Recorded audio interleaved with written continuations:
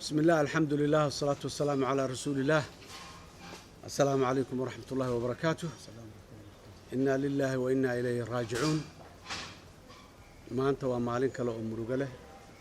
oo dhibaato xoog leh ay gaartay shacabka Soomaaliyeed guud ahaantiis meel kasta uu joogo. walaalo qaali ah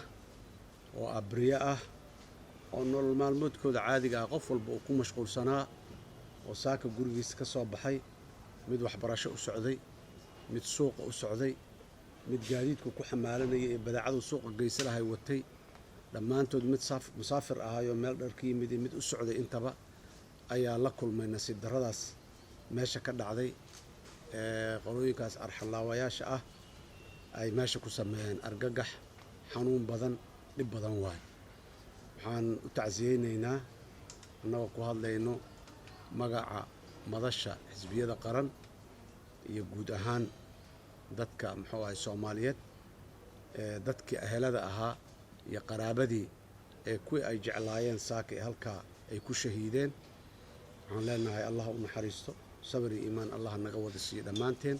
ayagana jannadii firdowsa allah ka waraabiyo. inta dhaawaca ah oo aan soo aragnay maanta oo isbitaallada yaallo iyo kuwa aan gaari weynay ee isbitaallada kaloo faraha badan oo magaalada yaal ama guryaha loo qaaday, intabana waxaan leenahay ilaahay ha u boogadhayo. waxay ahayday arrin runtii aad iyo aad murugo leh, xanuun badan, dad Soomaaliyeed nooc walba leh, carruur leh, wiil sanad jira oo dhaawacaan soo aragnay, hooyadiisna ay dhimatay, asigana dhaawaca 1 sanana jira cimrigiisa. waxaan soo aragnay islaam waayeel ah oo sidoo kale dhaawaca. waxaan soo aragnay arday jaamacad u socday oo dhaqaatiirtii berri dalkan daaweyn lahaa qaarkood ay yihiin oo ummaddan caafimaadkeeda ka shaqayn lahaa, qaarna ay dhinteenoo la waayay, qaarna ay dhaawac yihiin, gubteen, lafuhu ka jajabeen, madaxa dhibaato ka gaartay. yacnii arrin aad iyo aad u xanuun badan oo muuqaalkeeda runtii aad wax looga naxa ah ayaan soo aragnay. waxaan leenahay dadka Soomaaliyeed intii naga dhimid samir iimaan allah naga siiyo, inta noolna inta bukaankana ilaahay ha caafiyo. mas'aladu waxay tahay dadkaas Soomaaliyeed ee dhintay, kuwaas waa kuwii arxan laawayaasha ahay oo ugu talagalay dad Soomaaliyeed xaggeed joogtaa. isgoyskii waxaan taaganahay maxaanku idhaahday ex control afgooy. maxaa meesha xaaladdeedu say tahay? waa meel isku xiran oo la dhooban yahay oo dad baa fara badan iyo baabuur badani meesha ay dhooban tahay. meel ka fiican ma lehe meesha isku qarxi bug dadkii. yacni nin hadafkiisa uu yahay dadka inta ugu badan in la dilo, inta ugu badan in la dhaawaco, oo hantida ugu badan la burburiyo. yacni cadaawad ka weyn oo ummad loo qabo jiritaan waaye. qofaa la dilay, labaa la dilay ma aha, jiritaanka ummadeed waaye waxa ay nimankan ee argagixisadaha oo nabaddiidka ah ay ku socdaan. kaasi marka waa cadowgaas, waa garanayna. ummad kastoo adduunka joogtana cadoway leedahay, noocuu yahayba, mid yasiran, mid dhib badan, noocuu doona ha ahaada. laakiin haddana ummad walba daday u dooratay inay cadowgaas la dagaalamaan oo dhibkiisa joojiyaan. haddii ay jooji waayaan xataa ay yareeyaan oo maxaanku idhaahdaa dee ummadda uun dhibaatadooda waxaysato. aad iyo aad waxaan u tabaynaa doorkii dowladda inuu meesha gaabis xoog leh inuu ka jiro.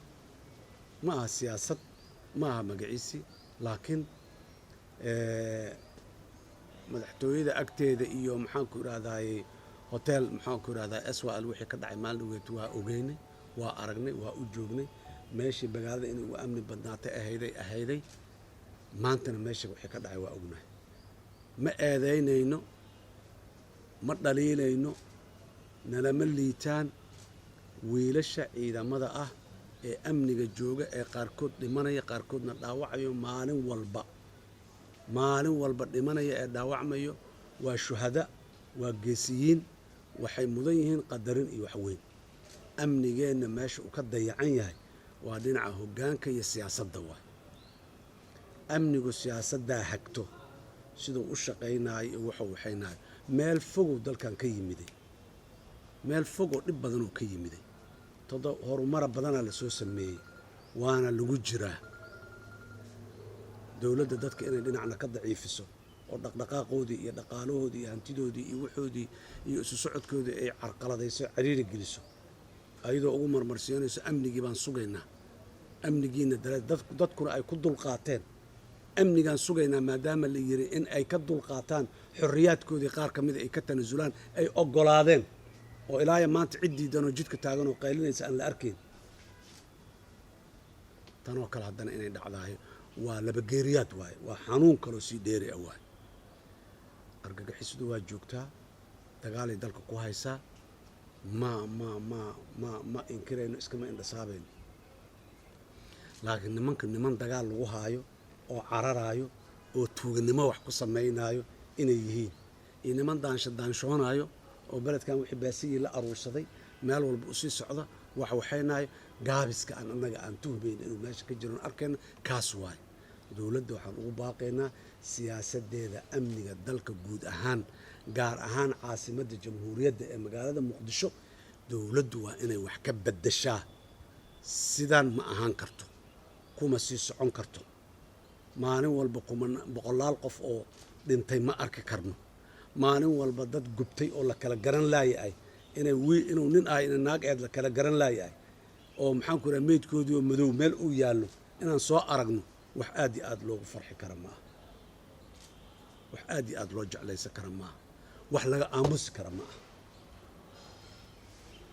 cadow waaye nimankan maxay u jiraan ma aha su-aasha maxaa loo dhammaystiri waaye maanta oo loo baabi'i waaye hal biri ma ahan laakiin sida loola tacaaloohayo si ka habboon oo loola tacaali karaa jirto si ka si fiican oo loo qaban karaa jirto dowladdu gaabisaa meeshaas ka jiro sidaana waxba kuma socon karaan cadow waaye dad waaye waxa dadka laaynayo dadaa celi karo dhagax jidka la dhigay iyo carro meel la tuura ma celi karaan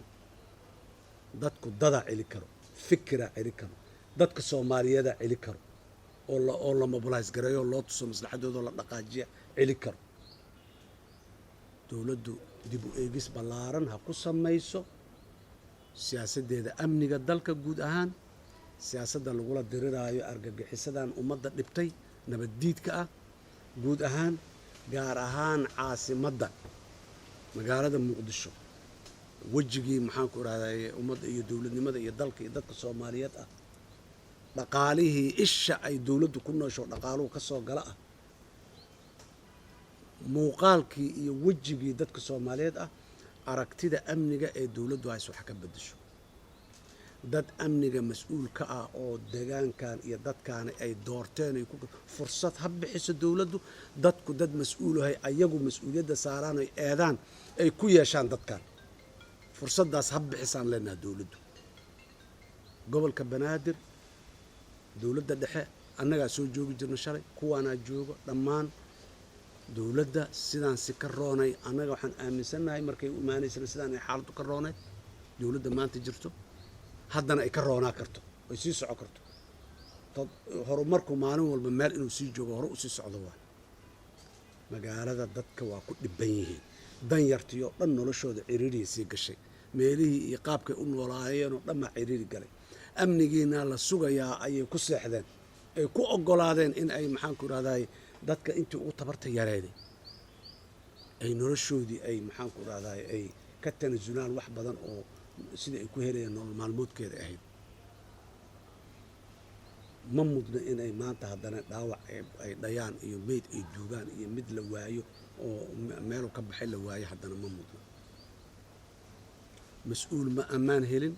oo maalin hore meeshii la galay wixii lagu bartilmaameedsanayay mas-uuliyiin iyo siyaasiyiinay ahayd shacabkii caadiga ahaayee suuqa muxuu ahay qudaarta iyo muxuu ahay mooska iyo baalkii muxuu ahay barbarooniga u sidayna ma nabadgelin ardaygii saake hooyo inta u soo quraacda canjeero ay soo siisay orod maandhow ii aad iskoolka adigana orod jaamacadda ii aad ay tirina ma nabadgelin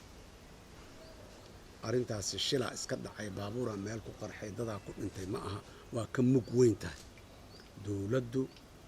ha isku noqoto eed wixii dhacaad mas-uul ka tihiin keliya ma ahan waxaan leenahay waxa soo socdaa muhiim ah berri waxa dhici doono ilaahay idinkiis ilaahay ma keeno ilaahay ma qadaro ilaahay idinkiis laakiin diyaargarowgeenna in sida hadda uu ku socday istiraatiijiyada amniga lagu sugaayo dowladda waa in ay wax ka beddeshaa dadkan gobolka banaadir ku nool waa in fursad la siiyaa amnigooda ay cod iyo talo ku leeyihiin waa in la siiyaa sarkaal dowladda ay soo magacaawday bas kuma habbo kuma filla dowladda waa joogtaa xoog waaye xoolay haysataa caqliya haysataa kaalmo caalimi haysataa laakiin dadka doorkoodiyaa maqana dowladdu dadka door ha siiso gobolkan banaadir dadka dad ay wacdeen oy wakiisheen ay u dhiibteen mas-uuliyadda oo berri ay kala noqon karaan markay wax dhacaan waa in dowladdu fursaddaas ay bixisaa dadkana loo ogolaadaa inay fusaa mar kale intii dhimatay allah u naxariisto inta dhaawaca allaha bogsiiyo inta lala yahay maqalkooda iyo muuqaalkooda ilaahay meeshay jiraana soo iftiimiyo aad iyo aad ayaan arrintaas uga xunnahay waa ka murugaysannahay waxaan soo aragnay isbitaalka ku soo aragnay wax aad iyo aad loogu farxi kara ma aha wax qof damiir leh oo muxuu ahaay raalli ka noqon kara ama maxaan ku raadaay oo caadi nolol caadi ah u arka maaha waa xanuun badan yihiin isbitaalka kuwii maanta qarxay iyo kuwa qarxaydii ka sii horreeyo qaarkood gaalkacyo laga keeno qaarkood maxaan ku raadaay gobollada kale laga keenayaan meesha ku soo aragnay qaraxba qarax soo gaaray xanuunka ay leedahay waa taasaa annagu weliba waa rabnaa inaan hal isbitaalaan garnay oo waqtigu inoo saamaxay yaan tagnay hal isbitaal dhaawac isbitaallo kaluu yaallaa guryo badanuu yaallaa meel walbuu yaallaa allah caafiyo allah bogsiiyo inta dhimata allah u naxariiso aad iyo aad aa u mahadsantiin adinkuna wasalaamu calaykum waraxmatullahi